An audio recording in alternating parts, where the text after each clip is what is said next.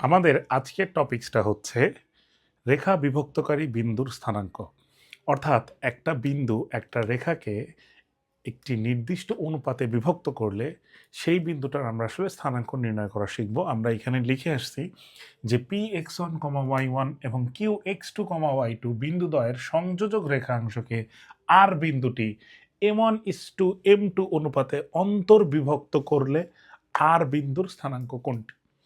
আচ্ছা, এইখানে যে বিষয়টা লেখা আছে সেই অনুযায়ী প্রথমে চলো আমরা একটু চিত্রটা এঁকে নিই। এটা হচ্ছে আমাদের এই সাইডে চিত্র আঁকি, যেহেতু আমাদের জায়গাটা কম একটু ছোট করে লিখবো আর কি। তো এটা হচ্ছে আমাদের পি বিন্দু আর এইটা হচ্ছে আমাদের কিউ বিন্দু। আচ্ছা, তো আমরা বললাম পি বিন্দুর স্থানাঙ্ক তো দেওয়াই আছে x1, y1, কিউ বিন্দুর স্থানাঙ্ক দেওয়া আছে x2, y2। তাহলে এদের যোগ করলে একটা সরল রেখা পাওয়া যাবে। এই রেখাংশকে বিভক্ত করে এমন একটা বিন্দু বললাম হচ্ছে আর, যার স্থানাঙ্ক বলে নিলাম হচ্ছে x, y। কি অনুপাতে বিভক্ত করছে? এখানে আছে হচ্ছে m1 ভাগ, এখানে আছে হচ্ছে m2 ভাগ, এখানে ওই সাইডে আছে কি m2 ভাগ। খেয়াল করো, দেখো আর বিন্দুটা এই পি কিউ রেখাংশকে কিন্তু একটা অনুপাতে ভাগ করছে, অর্থাৎ এখানে m1 divided by m2 pr divided by qr is equal to m1 divided by m2। অর্থাৎ এখানে m1 ডিভাইডেড বাই m2 এর পরিচয়টা হচ্ছে যেই বিন্দুটা পি কিউকে বিভক্ত করছে সেই বিন্দু থেকে বাকি দুই বিন্দুর দূরত্বের অনুপাত। তাহলে m1 ডিভাইডেড বাই m2 এর পরিচয়টা কি? যেই বিন্দুটা এই রেখাকে বিভক্ত করেছে সেই বিন্দু থেকে বাকি দুই বিন্দুর দূরত্বের অনুপাত। তো এইটা প্রমাণের জন্য আমরা প্রথমে পি থেকে এক্স অক্ষের উপর লম্ব টানলাম, কিউ থেকেও এক্স অক্ষের উপর লম্ব টানলাম, আর থেকেও এক্স অক্ষের উপর লম্ব টানলাম প্রমাণের জন্য। এবং এই লম্বটাকে আমরা বললাম হচ্ছে এম, এই লম্বটাকে আমরা বললাম হচ্ছে এন, এবং এটার একটা নাম দিলাম হচ্ছে এল। ওকে, এখন খেয়াল করে একটু, আর এইখান থেকে একটা লম্ব টানলাম, সেটার নাম দিলাম হচ্ছে এস। এইখান থেকে এইখানে একটা লম্ব টানলাম, সেটার নাম দিলাম হচ্ছে আমরা সে টি। এখন একটা বিষয় একটু খেয়াল করি, চলো। তো আমাকে আসলে এই আর বিন্দুটার স্থানাঙ্ক বের করতে হবে। এখানে যে এই বিন্দুটার স্থানাঙ্ক বের করতে হবে আমাকে। এখানে গিভেন ডাটা হচ্ছে x1, y1, x2, y2 এবং হচ্ছে m1 আর হচ্ছে m2 এর মাধ্যমে। এটা প্রমাণের জন্য আমরা কিছু বিষয় আগে চলো ক্লিয়ার করে আসি। এখানে আমি সাইডে কিছু বিষয় লিখে রাখতেছি, যেহেতু আমাদের জায়গাটা কম আমরা কিছু বিষয় একটু ক্লিয়ার করে আসি। এটা হচ্ছে আমাদের মূল বিন্দু ও। আচ্ছা, এতটুকু কিন্তু তোমরা সবাই জানো। দেখো, এটা হচ্ছে আমাদের পি বিন্দু। তাহলে আমি বলতে পারি ও এম এটা মানে হচ্ছে x1, এই যে ও এম এটা মানে হচ্ছে কি x1, পি এম এটা মানে হচ্ছে y1। দেখো, x1, y1। সেম ভাবে আমি বলতে পারি ও এল এটা মানে হচ্ছে x, এবং আর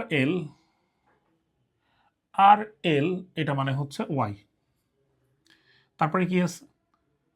ও এন এটা মানে হচ্ছে x2, তারপরে আছে হচ্ছে কিউ এন এটা হচ্ছে আমাদের y2। এই বিষয়গুলো আমরা প্রথমে চিহ্নিত করে রাখলাম। আচ্ছা, আরো কিছু বিষয় আমরা চাইলে এখানে করতে পারি, একটু পরে আমরা সেই বিষয়গুলো একটু দেখি। খেয়াল করো, আমরা কিন্তু বলতে পারি যে ত্রিভুজ, এখানে কিছু কথা লিখি, ত্রিভুজ পিআরটি বা পিটিআর, এখানে দুইটা ত্রিভুজ আছে তাই না? ত্রিভুজ পিটিআর ও ত্রিভুজ কিউআরএস এ আমরা কিন্তু বলতে পারি এই কোণ পি আর হচ্ছে কোণ আর, এরা কিন্তু পরস্পর সমান। কেন সমান? কারণ দেখো পিটি আর হচ্ছে আর এস এরা পরস্পর সমান্তরাল এবং এই পি কিউ হচ্ছে কি তাদের ছেদক। তো ছেদকের একই পাশে উৎপন্ন কোণ কি হয়, সমান হয়, এটা আমরা সবাই জানি। তাহলে আমরা কিন্তু বলতে পারি কোণ পি ইজ ইকুয়াল টু কোণ আর, মানে এই দুইটা ত্রিভুজের মধ্যে এই কোণ আর এই কোণ পরস্পর সমান। আবার দেখো এই কোণটা কত ডিগ্রি, 90 ডিগ্রি, এটাও কত ডিগ্রি, 90 ডিগ্রি। তাহলে কি আমরা এখানে আরেকটা কথা বলতে পারি যে কোণ টি ইজ ইকুয়াল টু কি কোণ এস, কোণ টি ইজ ইকুয়াল টু কোণ এস। আচ্ছা, এইটা যখন লিখে ফেলছি তখন কিন্তু অটোমেটিক যে বাকি যে কোণটা থাকে সেটা কিন্তু সমান হয়ে যায়, সেটা লেখার কোনো দরকার নাই, কারণ অটোমেটিক আরেকটা কোণ কি হয়ে যাবে, সমান হয়ে যাবে। তাহলে আমরা কিন্তু বলতে পারি যে ত্রিভুজ পিটিআর ও ত্রিভুজ কিউ আর এস এরা পরস্পর কি সদৃশ। আর যদি দুইটা ত্রিভুজ সদৃশ হয় বা সদৃশকোণী হয় তাহলে তাদের অনুরূপ বাহুগুলোর অনুপাত সমান। সুতরাং এইখানে আমরা এইখান থেকে এই সিদ্ধান্তটা নিতে পারি, সেটা হচ্ছে পিটি, এই ত্রিভুজের পিটি আর ওই ত্রিভুজের তাহলে অনুরূপ বাহু কি হবে, divided by R S is equal to R T divided by QS, R T divided by QS is equal to P R divided by QR, PR divided by QR. আচ্ছা, খেয়াল করো এই অনুপাতগুলো কিন্তু সমান হবে, কারণ এই দুটো হচ্ছে কি সদৃশকোণী ত্রিভুজ, আর সদৃশকোণী ত্রিভুজের অনুরূপ বাহুগুলোর অনুপাত সমান। এখন একটা বিষয় খেয়াল করো, এই যে PR ডিভাইডেড বাই কিউআর এটা কিন্তু আমি শুরুতে এখানে লিখে রাখছিলাম, যেটা আমি মুছে ফেলছি। দেখো PR, এই যে PR মানে হচ্ছে M1, কিউআর এটা মানে হচ্ছে M2। আচ্ছা, তাহলে এখন খেয়াল করো আমি যদি এই অনুপাতটা নিয়ে কাজ করি, PT divided by R S is equal to M1 divided by M2, এটা নিয়ে প্রথমে কাজ করি, চলো দেখি কি হয়। তাহলে দেখো পিটি যে কথা চিত্র দেখে একটু, পিটি যে কথা ML সেম কথা কিন্তু, বা LM সেম কথা, পিটি যে কথা ML সেম কথা, আবার RS যে কথা LN কিন্তু একই কথা। আয়তক্ষেত্রের বিপরীত বাহু দ্বয় পরস্পর সমান এবং সমান্তরাল। আচ্ছা, আমরা পাশাপাশি একটু আসি, যেহেতু আমাদের জায়গা সংকট আর কি, আমরা একটু ছোট করে লিখি। আচ্ছা, খেয়াল করো LM এটা মানে আমরা আসলে কি বলতে পারি, আমাদের যে দুইটা বাহু জানা আছে সেই দুইটা বাহুর মাধ্যমে প্রকাশ করি। চলো LM এটা মানে বলতে পারি OL থেকে আমরা যদি OM বাদ দিই, OL থেকে আমরা কি বাদ দিলাম, OM বাদ দিলাম। সেম ভাবে খেয়াল করো LN এটা মানে হচ্ছে আমরা যদি ON থেকে OL বাদ দিই, ON থেকে OL বাদ দিই is equal to M1 by M2। এখন দেখো এইখানে এই ভ্যালুটা কিন্তু আমাদের জানা আছে, OL এটা লিখে রাখছি, OL মানে হচ্ছে x মাইনাস OM এটাও কিন্তু লিখে রাখছি আমরা, OM মানে হচ্ছে x1 ডিভাইডেড বাই ON মানে হচ্ছে x2, OL মানে হচ্ছে x is equal to M1 divided by M2। আচ্ছা, এখন খেয়াল করো দেখো, তাহলে আমরা যদি আড়াআড়ি গুণ করে দেই তাহলে M2x minus M2x1 is equal two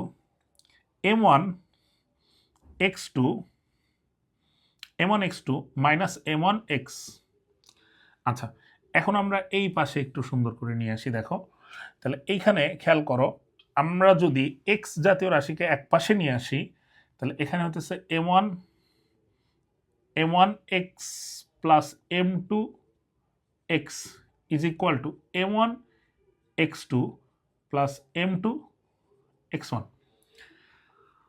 এইখান থেকে আমরা যদি M1 কমন নিয়ে শুধু x এর মানটা বের করতে চাই তাহলে দেখো x এর মান কিন্তু চলে আসছে M1x2 plus M2x1 divided by M1 plus M2। তো দেখো আর বিন্দুর কিন্তু অলরেডি ভুজের মান চলে আসছে x1 x2 এবং M1 M2 এর মাধ্যমে, ঠিক আছে। তাহলে আর বিন্দুর ভুজের মান আমরা পেয়ে গেছি একটা অনুপাত নিয়ে।